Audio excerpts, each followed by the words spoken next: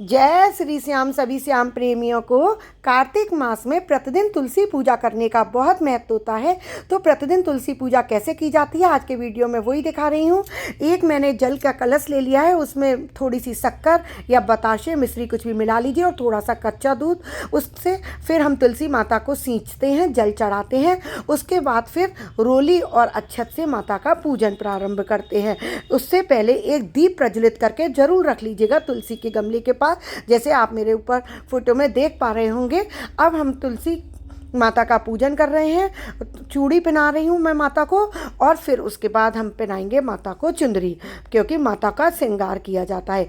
तो ये श्रृंगार पहले दिन किया जाता है। कार्तिक मास की पूजा हम जिस दिन शुरू कर रहे हैं, और माता को चुंदरी उड़ा दी जाती है। और प्रतिदिन की पूजा में बस फिर माता को हम कलावा अर्पित करके वस्त्र स्वरूप अर्पित कर देते हैं। तो इस प्रकार से हमारा जो माता का प्रतिदिन का पूजन होता है पूर्ण होता है।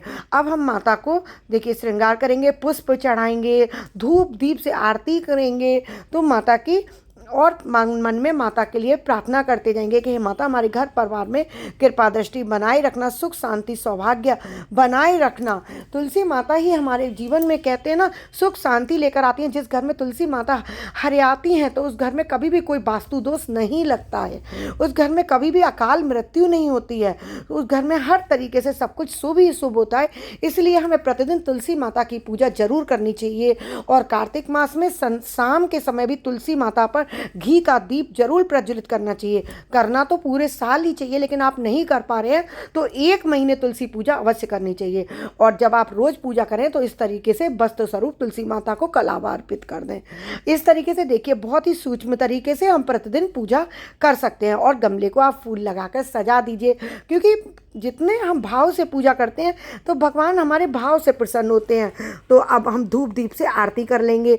महाप्रसाद जननी सर्व सौभाग्य वर्धिनी आदि व्याध जरा मुक्तम तुलसी त्वाम नमोस्तते।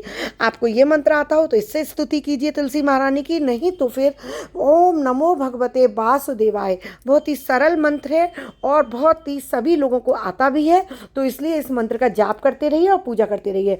अब परिक्रमा जरूर लगाई जाती है प्रतिदिन, तो एक पुष्प हाथ में ले लीजिए और 1, 5 या 7 परिक्रमा जरूर दीजिए।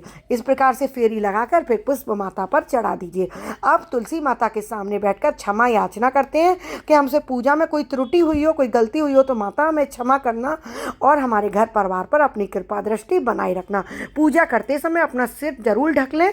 और अब सुनी जाती हैं कथा कहानियाँ तो कार्तिक मास की, तो हाथ में चावल लेकर पुष्प लेकर माता की कथा कहानियाँ सुने, माता की आरती करें। और जो चावल हाथ में कथा कहानियाँ सुनने के लिए लिए हैं, बाद में उनको जल के पात्र में ही छोड़ दिया जाता है और फिर जल सूर्य नारायण को अर्पित कर दिया जाता है। आशा करती हूँ वीडियो अच्छी लगी होगी। मेरे चैनल को लाइक सब्सक्राइब करना मत भूलना।